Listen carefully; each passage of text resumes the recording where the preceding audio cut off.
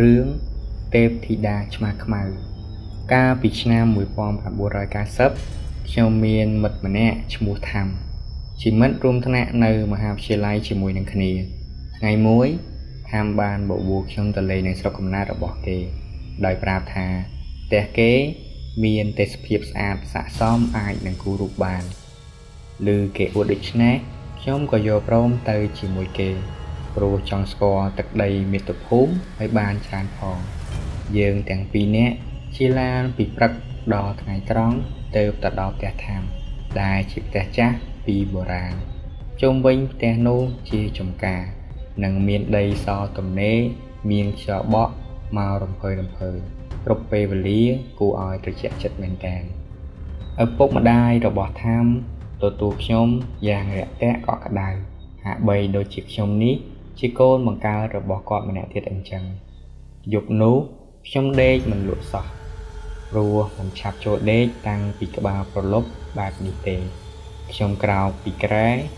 ដើរសំដៅបង្អួចសម្លឹងមើលទៅដួងច័ន្ទឡើងស្រទន់យ៉ាងសប្បាយអារម្មណ៍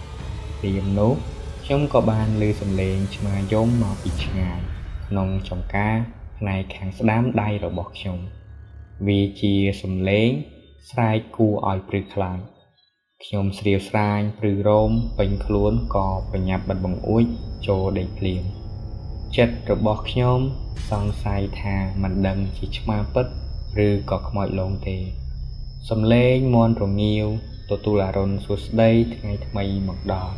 ផ្ទៃមេឃពណ៌លឿងក្រហមច្រាលគួរឲ្យចាប់ភ្នែកខ្ញុំភ្ញាក់ឡើងមកជួយស្រែកដំណើរមកពុករបស់ថាំនិងជជែកគ្នាពីនេះពីនោះទៅជារឿយ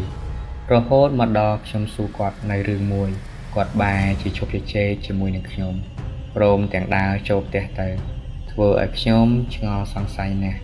ខ្ញុំគ្រាន់តែសួរគាត់ថាកាលពីយប់មិញបានឮសំឡេងឆ្មាយំឬទេសំឡេងលាន់ចេញពីក្នុងចំការគួរឲ្យខ្លាចណាស់ក្រោយពីអាហារពេលព្រឹករួចថាំបបួលទៅក្នុងចំការដើម្បីគូររូបយើងទាំងពីរនាក់ដើរទៅជារឿយរួចក៏មកឈប់ត្រង់បរិវេណស្រះទឹកដែលមានផ្កាឈូករីកប្រហោងគួរឲ្យចង់គយគន់ចំណែកថាំបានសួរខ្លួនត្រឡប់ទៅជួយធ្វើកិច្ចការម៉ែនៅផ្ទះលុះដល់ថ្ងៃត្រង់ទើបគេមកយកស្បៀងអាហារមកឲ្យខ្ញុំដល់ពេលបាយថ្ងៃត្រង់ថាំយកអាហារឲ្យមកខ្ញុំនិងបានអង្គុយជជែកលេងមួយសន្ទុះទើបសុំខ្លួនត្រឡប់ទៅវិញគេចេញទៅបានតែប្រហែល100ម៉ែត្រក៏ងាកស្រែកផ្ដាំខ្ញុំថាអេអាសែនប្រញាប់ត្រឡប់ចូលផ្ទះវិញកុំដល់ល្ងាចពេកឪពុករបស់គ្នាផ្ដាំមកខ្ញុំបំរុងនឹងសួរគេថាហេតុអីប៉ុន្តែគេដើរចូលបាំងព្រៃចូលផ្ទះបាត់ទៅហើយក្រោយពីគូររូបរួចមួយផ្ទាំងខ្ញុំបានក្រាកន្ទេលដើម្បីខ្នងលេងរហូតផ្លឹកដេកលក់បាត់មិនដឹងខ្លួនពេលកំពុងយល់សពឃើញថាមានឆ្មាខ្មៅមួយដើរចូលមកឈប់នៅចំពោះមុខខ្ញុំស្រែកខ្លាំងនិងបញ្ចេញចង្កូមគួរឲ្យខ្លាចកែវភ្នែករបស់វាក្រហមដូចកង្វិតភ្លើងប្រឹងសម្លក់មករកខ្ញុំដូចជាមានបំណងអាក្រក់ស្លាប់ហើយមួយសន្ទុះឆ្មានោះក៏ប្រែរូបខ្លាចទៅជាផ្សែងពណ៌ក្រហមមួយដុំធំហោះបោះពួយឡើងទៅលើអាកាសក្រោយមកដុំផ្សែងនោះបាត់ទៅបន្តិចម្ដងភ្លាមនោះបានលេចចេញនៅមនុស្សស្រីម្នាក់មានរូបរាងសមសួនមុខមាត់ស្អាតសម្បុរសក់វែងអន្លាយធ្លាក់មកដល់ចង្កេះនាងស្លៀកសម្លៀកបំពាក់តាមបែបបុរាណខ្ញុំសម្លឹងមើលនាងមិនព្រិចភ្នែកផ្លិតនឹងសម្រស់របស់នាងលីឡំដោយក្តីញាប់ញ័រតក់ស្លុតខ្ញុំខំប្រឹងចំណាំភក្ត្រារបស់នាងឲ្យដិតជាប់នៅក្នុងអារម្មណ៍ដើម្បីគូររូបរាងឲ្យទាល់តែបាននៅខណៈដែលខ្ញុំកំពុងតែគិតនោះនាងបង្ហាញស្នាមញញឹមដាក់ខ្ញុំហាក់ដូចជាដឹងពីការនឹកគិតរបស់ខ្ញុំយ៉ាងច្បាស់នាងដូចជាតាំងចិត្តឈរឲ្យខ្ញុំបានចងចាំភក្ត្រារបស់នាងអញ្ចឹងពេលជាមួយគ្នានោះនាងបានចេញមកដោយសំឡេងអតិចៗវិញថាយើងត្រូវការអាសយដ្ឋានថ្មី អ្វីក៏ថ្មីនិយាយបានតែប៉ុណ្ណោះរាងកាយរបស់នាងប្រែទៅជាផ្សែងមួយដុំពណ៌ក្រហមនិងនៅទីបំផុតក៏คล้ายទៅជាឆ្មាខ្មៅរត់ចូលទៅក្នុងចំការបាត់ទៅអេអាសែនភ្ញាក់ឡើងល្ងាចហើយវើយចាំគេមកដាស់ធ្វើឲ្យខ្ញុំភ្ញាក់បាសដៃបាសជើងណែចុះឯងកាត់អីបានជាឡើងហាក់ដូចជាបានឃើញខ្មោចអញ្ចឹងគ្នាបានឃើញខ្មោចពិតមែនណាហើយក៏ពេលខ្ញុំកំពុងនិយាយឲ្យស្ដាប់ថាមធ្វើភ្នែកស្លើព្រមទាំងរាដៃរាជើងជាភាសាគោឲ្យខ្ញុំឈប់និយាយរលប់យប់បន្ទាប់ថាមនាំខ្ញុំទៅកំសាន្តនៅដងអូរមួយដែលមានទឹកហូរវិញលើផ្ទាំងថ្មព្រមទាំងមានដើមឈើជ្រោងច្រាងចំម្លប់ត្រឈឹងត្រឆៃខ្ញុំបានយកឧបករណ៍របស់ខ្ញុំទៅគូររូបភាពស្ត្រីម្នាក់ដែលបង្ហាញខ្លួនក្នុងសុបិនរបស់ខ្ញុំបានរួចរាល់ដោយបំណងយប់នោះខ្ញុំដេកលក់ស្រួលខ្លាំងណាស់ដេកតតែថ្ងៃរះចាំគូតនិងភ្ញាក់ខ្លួនឡើងនៅពេលដែលបានឮសូរសំឡេងជជែកគ្នាលាន់ក្រោមផ្ទះខ្ញុំសួរថាមានរឿងអីទៅឪពុករបស់ខ្ញុំនៅស្រោចដំណាំនៅក្នុងចំការឃើញឆ្មាមួយក្បាលដេកស្លាប់នៅក្បែរមាត់ស្រះឈូកឯណោះឪពុកខ្ញុំក៏ខ្លាចក៏រត់មករកខ្ញុំនិងម៉ែឲ្យជូនទៅតើឯងទៅដែរទេពេលបានឮរឿងរ៉ាវតាក់ទងទៅនឹងឆ្មាខ្មៅនោះបណ្ដាលឲ្យខ្ញុំនឹកឃើញដល់សុបិនរបស់ខ្ញុំឡើងភ្លាមខ្ញុំហាក់ដូចជាតក់ស្លុតឬរោមរឹបរោប្រាប់មិនត្រូវខ្ញុំប្រញាប់ដើរទៅថាំទាំងក្តីញាប់ញ័រពេលទៅដល់ចំណុចកើតហេតុខ្ញុំឃើញឆ្មាខ្មៅស្លាប់ស្ដុកស្ដឹងមានរូបរាងដូចសុបិនរបស់ខ្ញុំពិតឪពុកថាមលុកដៃទៅចាប់ក្រឡាប់រាងកាយរបស់វាមើលរកស្នាមរបួសប៉ុន្តែគ្មានឃើញស្លាកស្នាមដាច់រហែកណាទាំងអស់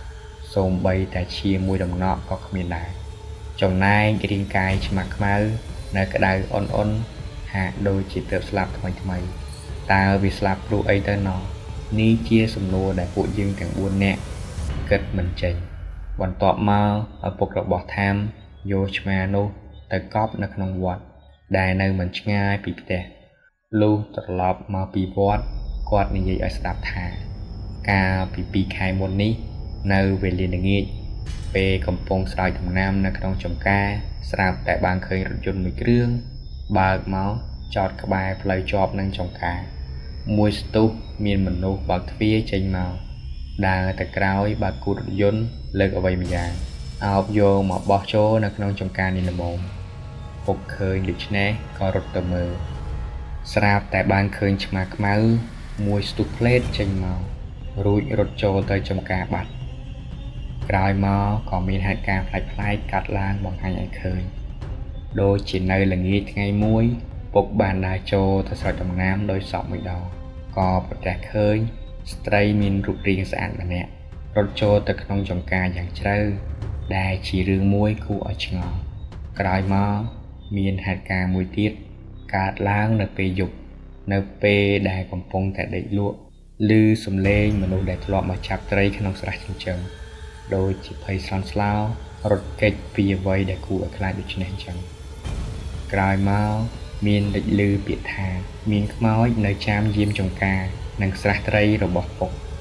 ចាប់តាំងពីពេលនោះមករហូតមកដល់សប្តាហ៍ថ្ងៃលែងមានអ្នកលួចត្រីនិងផ្លែឈើនៅចម្ការទៀតចំណែកហេតុការណ៍ប្លែកៗក៏ស្ងាត់ទៅដែរទើបតែប្រហែលថ្ងៃពួកកូនមកនេះហេតុការណ៍ក៏បានកាត់ឡើងម្ដងទៀតប៉ុន្តែពុកមិនដឹងថាត្រូវចាត់ការដូចម្តេចទេម្យ៉ាងទៀតមិនហ៊ានធ្វើឲ្យខ្លាចព្រោះគេមិនពេញចិត្តហើយបែរមកធ្វើបាបយើងក៏ថាបាន3ថ្ងៃក្រោយមកខ្ញុំនឹងថាមបានសំពះលាឪពុកម្ដាយថាមត្រឡប់មកទីក្រុងភ្នំពេញវិញនៅពេលដែលកំពុងស្ថិតនៅរថយន្តឈ្នួលនោះខ្ញុំបានទំក្លិនស្អុយអ្វីម្យ៉ាងឡើងឈ្ងួលចំមុះចេញមកពីកន្លែងដាក់រូបភាពរបស់ខ្ញុំរហូតខ្ញុំទ្រាំមិនបានក៏សួរថាមថាឯងមានស្អុយអីទេប៉ុន្តែគេមិនបានធំក្លិនស្អុយបន្តិចឡើយសង្កេតមើលអ្នកដំណើរទាំងអស់ក្នុងរថយន្តក៏មិនឃើញនរណាមានអាការៈស្អុយអីបន្តិចដែរពេលរថយន្តឈប់ឲ្យអ្នកដំណើរហូបបាយខ្ញុំឆ្លៀតឱកាសនេះ យកទាំងរូបភាពរបស់ខ្ញុំចុះពីរថយន្តដើរតម្រង់ទៅកាន់ស្ពានមួយនៅក្បែរនោះទៅដល់ពាក់កណ្ដាលស្ពានខ្ញុំក៏សម្រេចចិត្តបោះរូបភាពរបស់ខ្ញុំចោលទៅក្នុងទឹកដើម្បីឲ្យនៅឆ្ងាយពីវិញ្ញាណនោះពេលខ្ញុំហៀបនឹងទម្លាក់រូបភាពចេញពីដៃឆៃដនក៏មានបរិសម្នាក់ដើរមកដល់ខ្ញុំល្មមប្អូនបំរុងចោលអីនឹងបាទរូបភាពរួចបោះចោលវាធ្វើអីពេលនោះខ្ញុំហាក់បីដូចជារកពាក្យអ្វីមកឆ្លើយតបនឹងគាត់មិនបានសោះឲ្យបងសុំមើលរូបបន្តិចបានទេបងក៏ចូលចិត្តការងារសិល្បៈដូចជាប្អូនអញ្ចឹងដែរជាសង្សាររបស់ប្អូនឬមិនមែនទេបើមិនមែនប្អូនលេងត្រូវការដែរនោះហើយបងជាអ្នកសុំរូបភាពនេះចោះបងហាក់បីដូចជាចង់បានវាណាស់ប៉ុន្តែវាឲ្យបងសុំជាជាងបោះបង់វាចោលទីបំផុតខ្ញុំងងក់ក្បាលជាសញ្ញាយល់ព្រមធ្វើឲ្យគាត់ត្រេកអររខិបរខុបដើរចេញពីខ្ញុំយ៉ាងលឿនខ្ញុំតាមសម្លឹងមើលបរិសនោះរហូតផុតកន្ទុយភ្នែកមកដល់ភ្នំពេញយប់នោះទេយល់សពឃើញថារូបភាពរបស់ខ្ញុំបានហោះក្រឡឹងជុំវិញខ្ញុំ3ដងរួចហើយហាមាត់មហប់ស្រដីឡើងស្រទន់ថានាងខ្ញុំសូមអរគុណអ្នកមានគុណដែលបានជួយបដូរអាស័យដ្ឋានឲ្យនាងខ្ញុំធ្វើឲ្យនាងខ្ញុំទៅចាប់ជាតិបានអ្នកមានគុណដឹងទេសពថ្ងៃម្ចាស់របស់នាងខ្ញុំស្រឡាញ់នាងខ្ញុំណាស់គាត់ថែរក្សានិងទុកដាក់រូបភាពនោះយ៉ាងល្អគួរសមបំផុតអ្នកមានគុណអើយនាងខ្ញុំសូមសំពះលាអ្នកមានគុណសិនហើយសូមឲ្យអ្នកមានសេចក្តីសុខនិងប្រាថ្នាអ្វីៗឲ្យដូចបំណងនិយាយតែប៉ុណ្ណោះនាងក៏ហោះកលឹងខ្ញុំ3ជុំរួចហោះឆ្ងាយទៅបន្តិចម្ដងរហូតផុតកន្ទុយភ្នែកសាច់រឿងនេះក៏បានមកដល់ទីបញ្ចប់ផងដែរតើប្រិយមិត្តអ្នកស្ដាប់យល់ឃើញដូចម្តេចដែរជាចុងក្រោយសូមអរគុណសម្រាប់ការទស្សនាវីដេអូមួយនេះជួបគ្នានៅវីដេអូក្រោយផ្សេងទៀតសូមអរគុណ